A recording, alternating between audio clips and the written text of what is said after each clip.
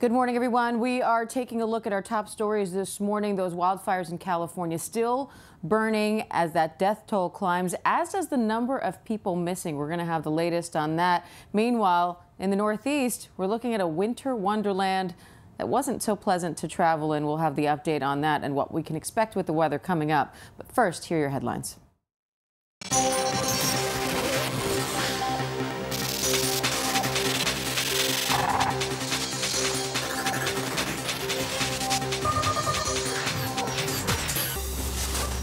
Questions today about a new weapons test in North Korea. News reports in South Korea call it a high-tech tactical weapon, but it does not appear to be a nuclear weapon. And another recount has been ordered in the tight Florida Senate race. Election officials now have to go through ballots by hand in the race between Rick Scott and Senator Bill Nelson. 7 women are now suing Dartmouth College, saying the school ignored sexual misconduct allegations. The suit alleges the Dartmouth professors conducted lab meetings at bars and invited students to hot tub parties in their homes. Plaintiffs say the New Hampshire college didn't address sexual misconduct allegations for years. The professors have been on administrative leave for a year. The college says sexual misconduct has no place at Dartmouth, but strongly disagrees with the lawsuit. Back for the holidays, a big name in toys. FAO Schwartz returning to New York today in Rockefeller Center.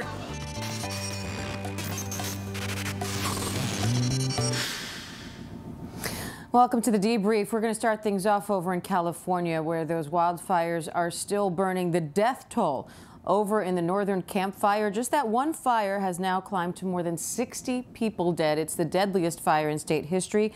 And overnight, authorities say the number of people missing skyrocketed to 600, more than 600, in fact. Cornell Bernard is in Sausalito with a look at some of the damage there. And Cornell, you can't even see the skyline behind you. Diane, you can't. It is certainly not a pretty picture from the Bay Area today, where we're seeing our 8th consecutive day of unhealthy air. Now, take a look. This is all from the Camp Fire that's burning in Butte County. That's about 200 miles north from where we are. I'm standing at Vista Point. This is a super famous outlook. Views of the Golden Gate Bridge, San Francisco Bay, but there are lots of disappointed tourists here this morning. Because take a look, you cannot see anything. You can't see Alcatraz, you can't see the skyline of San Francisco, which is right there, trust me. But it is shrouded completely, not in fog, but in smoke. The poor air quality, and it is poor. I've never seen anything like this. I've lived here most of my life. It has forced the closure of most every school in the Bay Area, believe it or not, including San Francisco State. Air quality managers are urging folks to stay indoors if you can. Close your doors, close your windows, and if you must be outside, limit your exposure.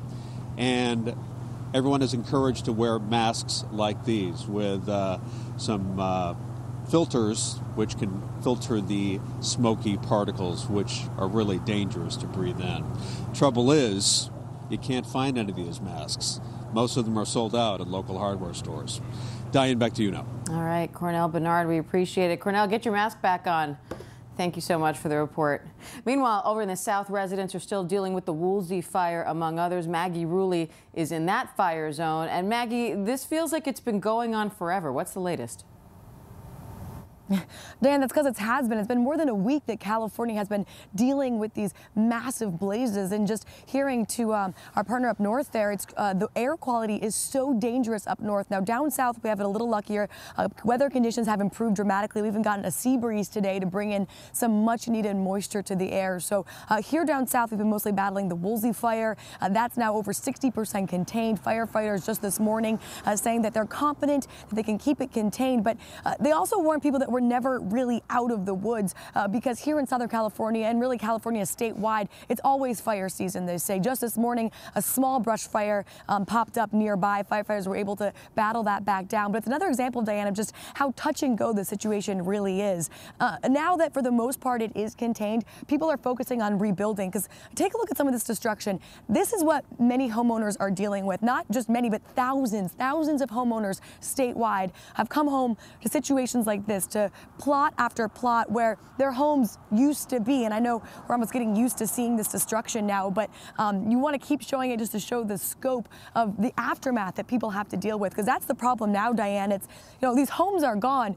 Yes, it's tragic, it's sad, but people here tell us it's going to take up to 2 years, if not more, to rebuild just their one home. So when you think about the scale of this and the amount of time and effort that's going to have to be put in, whether it's from construction crews, getting permits, dealing with insurance companies, people are not going to be able to come home for years. So for many, their question, what do? Do they have years of savings saved up that you can stay in hotels? This is a huge problem now for thousands of people statewide. And how are residents there faring with all of this, Maggie?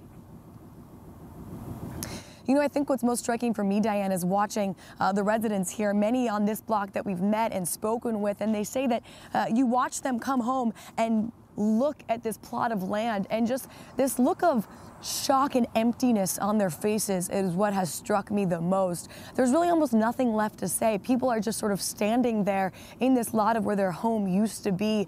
You see people sort of shifting through the remains, looking for anything that they might hold on to, that they might have to bring with them.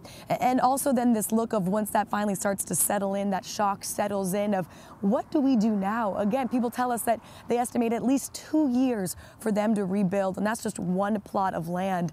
So just the scope of also what they have to go through personally with their families and battling back from this, it's going to be something that, they'll be dealing with for years to come. It will indeed. All right, Maggie Rulli there from California. Maggie, we appreciate the update. Thanks. And from fire to ice here in the Northeast, it's a completely different picture as we deal with the aftermath of a massive nor'easter. Ice on the roads wreaked havoc for travelers, and Gio Benitez is giving us a first-hand look at that. Gio?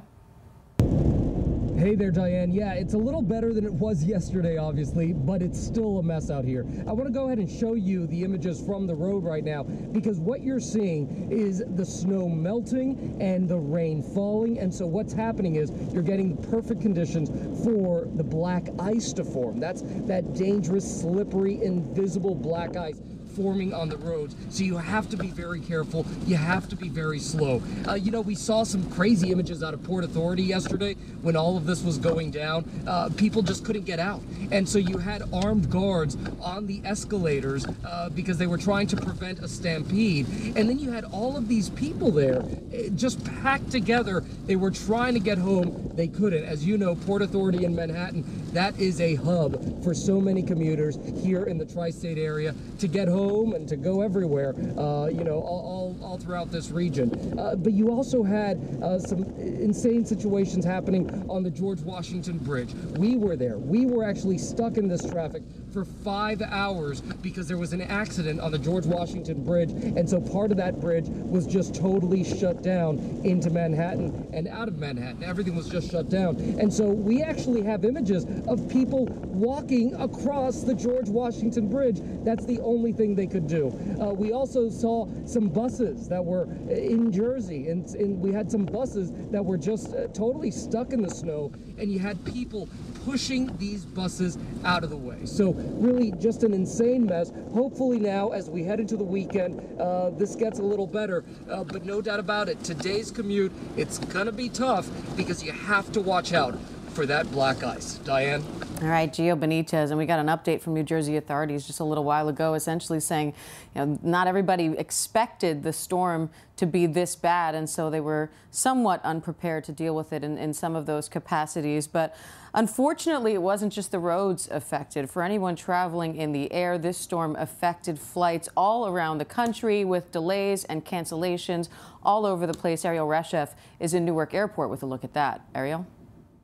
Hey, Diane. Well, that snowstorm caused a nightmare for air travelers. So many of them forced to camp out at airports like this one here at Newark. You can see people still sleeping on the floor. A lot of people sleeping, sitting up, just trying to get comfortable after hours here at the airport. We know that JFK and Newark Airport tweeted overnight warning people about the treacherous road conditions getting in and out of the terminal. That caused delays up to 3 hours at JFK, but it got a whole lot worse. 2,000 flights canceled, 7,500 100 delayed. And things today are starting to look up. The weather's getting a little bit better, but there are still a lot of problems at the airport. So there could be hundreds of delays and cancellations.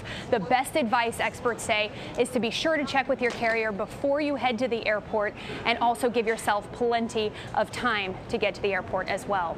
Diane? It's good advice, Ariel. We're also hearing for people traveling by road to make sure they have a full tank of gas and water and snacks in the car just in case they do end up getting stuck. Of course, we're not hoping for that, but while Ariel said the weather is getting better, it is better today, there is more snow on the way. Rob Marciano has a look at that from Albany, New York. Rob? Hey, Diane, it's a winter wonderland here in the capital region of Albany, New York. Didn't think I'd be saying that in the middle of November. Actually, this area got hit pretty hard just about a week ago with a snow squall off the Great Lakes. You expect that. But what you don't expect is this type of storm dumping this amount of snow accumulating across the big cities along I-95 like what we saw yesterday, and it absolutely destroyed New York City as far as the traffic goes. Shutting down the bridges, bringing everything to a halt, people really having to, in some cases, get out and walk to where they were going. What a nightmare before it changed over to rain for a little bit better commute this morning, but not good. 6 inches officially falling in Central Park before the changeover. That's the biggest November snowfall since the 1800s. Philadelphia, the biggest since the 60s. And D.C., the biggest in decades as well. And there you see some of the numbers. The winner, Mount Hope, New York, in Orange County, 1.5 feet. Are you kidding me? All right, this thing's going to end from west to east. It's nor'easter, breezy, windy conditions from Boston to New York today. And you can hear that plows going to work behind me.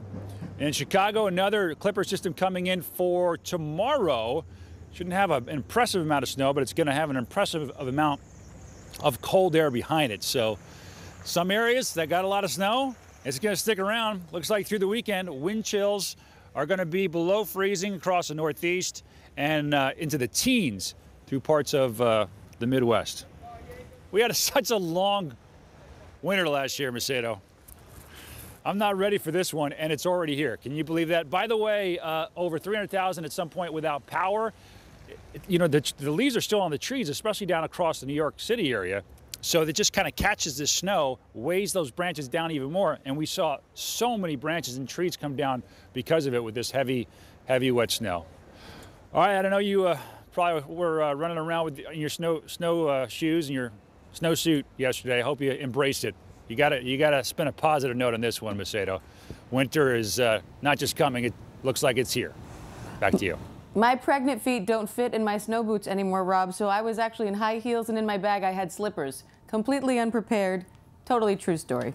But we move on now to breaking news, actually, this morning. A federal judge has just ordered the White House to give Jim Acosta from CNN his press pass back, at least temporarily. You might remember there was a whole controversy that happened when Acosta refused to give the microphone back to a White House intern in an effort to continue questioning the president after the president wanted that questioning to stop. ABC's Cheyenne Hazlitt has more on this developing story. Cheyenne? Hi, Diane. Yeah, so we're outside the U.S. District Court today. We just heard a ruling from a federal judge saying that Jim Acosta, CNN's chief White House correspondent, will get his press pass restored immediately while we hear the case progress. So the judge made clear that today he was only looking at the factors that went into Acosta's due process under the Fifth Amendment, not adequate due process given by the White House. So he didn't yet have to touch some other aspects of the case, like whether or not there was a First Amendment violation here. But this is what he said at the end of his ruling. He said that he was granting the application for the temporary restraining order, which will give Acosta his press pass back. But if at some point, after restoring the hard pass, the government would like to move to vacate the restraining order on the grounds that it has fulfilled its due process obligations, then it may, of course, do so, and I will promptly address that and the remaining basis of the temporary restraining order. So this is in the interim while the case progresses. All right, that's still a developing story. We'll be keeping a close eye on that one. Cheyenne Hazlitt, thanks so much. And now let's go over to the White House where Karen Travers is standing outside. Karen, I know this development about Acosta is very new, but any reaction from the White House yet? No reaction yet from the White House, Diane, but certainly they will be reacting. We're expecting that very soon. In fact, the president was scheduled to do an interview with Fox News today. We think that was happening this morning, so perhaps it's something we'll see the president react on camera to. All right. Well, he is also preparing to head to California this weekend to go to the fire zone to visit with victims. What do we know about that visit? We don't know much about the visit just yet, Diane. We don't know where he's going to go. The White House hasn't given details just yet, but we expect it will look pretty similar to the trips that the president has made to states after hurricanes had made their way through them. The president very quick to get on the ground in states like Texas, Florida, North and South Carolina. But Diane, this is the first time he'll make a visit to California after a natural disaster. It also comes after he had those very controversial tweets earlier this week where he slammed California officials for what he called gross mismanagement of forest fires and forest out there. Well, of course, state officials pushed back very strongly and said, in fact, nearly 60% of the forests in the state are controlled by the federal government. Diane, I think you'll expect the president to meet with state and local officials. He'll talk to victims of these fires, see how they're coping with this, and perhaps take an aerial tour or some tour of the damage to get a firsthand look at it. All right, Karen Travers from outside the White House. Karen, thanks. And now let's move on to that bombshell overnight. Federal officials have revealed that they could have an indictment against WikiLeaks founder Julian Assange. Pierre Thomas is tracking that case. Pierre, this can somehow have implications for the Russia investigation. Explain that link and how this leak happened. That's right. Julian Assange, the WikiLeaks founder who became famous for publishing some of the U.S. government's most sensitive secrets about surveillance and spying worldwide, is back in the news. His name appears accidentally included in a newly unsealed case involving a man suspected of sex crimes and possible links to terrorism. Federal prosecutors apparently forgot to redact or white out Assange's name in connection to that newly unsealed case. That's a pretty big oops. We don't know what these potential charges are, but the implications are enormous because Special Counsel Bob Mueller has claimed that WikiLeaks worked with Russian hackers to publish those stolen emails from the D.C. during the 2016 presidential campaign. Assange would likely try to fight any extradition, but even during that fight, he would be in the hands of a U.S. ally whose intelligence officials would undoubtedly try to talk to him about Robert Mueller and possibly trying to get access to Assange. Would love to get him back here on U.S. soil, Diane. All right. Interesting case. Pierre Thomas from the Justice Department. We appreciate it, Pierre. Thanks. And finally, to another interesting case, a bizarre scam now seemingly coming to light. We have some surprising new details in that alleged GoFundMe scam. A New Jersey couple and a homeless vet got together with this story about him saving the woman after she broke down. The story made headlines around the country and money started pouring in. Well, prosecutors now say the whole thing was based on a lie and they duped donors into donating $400,000. Whit Johnson has the latest on that story. Whit? Diane, this was the inspiring story that America wanted to believe, but prosecutors say the entire thing was predicated on a lie. And they detailed their case in a press conference here at this New Jersey courthouse, going through step by step how they put this whole thing together. Now, the story that went viral back in 2017 was about homeless veteran Johnny Bobbitt and how he offered his last $20 to Kate McClure, whose car broke down on the side of the highway and had run out of gas. Kate McClure and her boyfriend Mark D'Amico, so inspired by this offer of generosity that they decided to launch a public GoFundMe campaign to help the homeless veteran Johnny Bobbitt. They did a media blitz, interviews all over the place. People, their hearts were filled and they wanted to help this man out, so they contributed. That campaign raised quickly $400,000, donations coming from 14,000 different people. But again, prosecutors say this was all made up. It wasn't that Bobbitt and McClure met on the side of a highway. Instead, they say that they met at a casino months earlier and concocted this elaborate plan to scheme thousands of generous Americans. And they almost got away with it. But it all came apart months later when Bobbitt lawyered up and then accused the couple of spending all of his money on their own lavish lifestyle. We're talking about trips to New York, Las Vegas, the Grand Canyon, shopping sprees with designer handbags, a BMW, which was ultimately seized by authorities.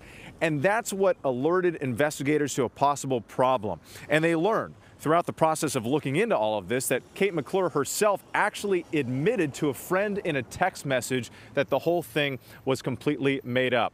Investigators say that the money was spent in just a matter of months. All three now are facing various charges, including theft and conspiracy. The attorneys representing the trio all saying no comment. Now, if there is some shred of good news in all of this, GoFundMe is announcing that they will give a full refund to the 14,000 people who donated to the alleged bogus campaign. Diane? All right, we got a little good news going into this Thanksgiving on that story. Whit Johnson for us, thanks. And that does it for us here at the Debrief. Remember, you can catch your headlines all day long at abcnews.com or on your ABC News app. For ABC News Live, I'm Diane Macedo. Thanks for watching, everyone. Stay safe out there.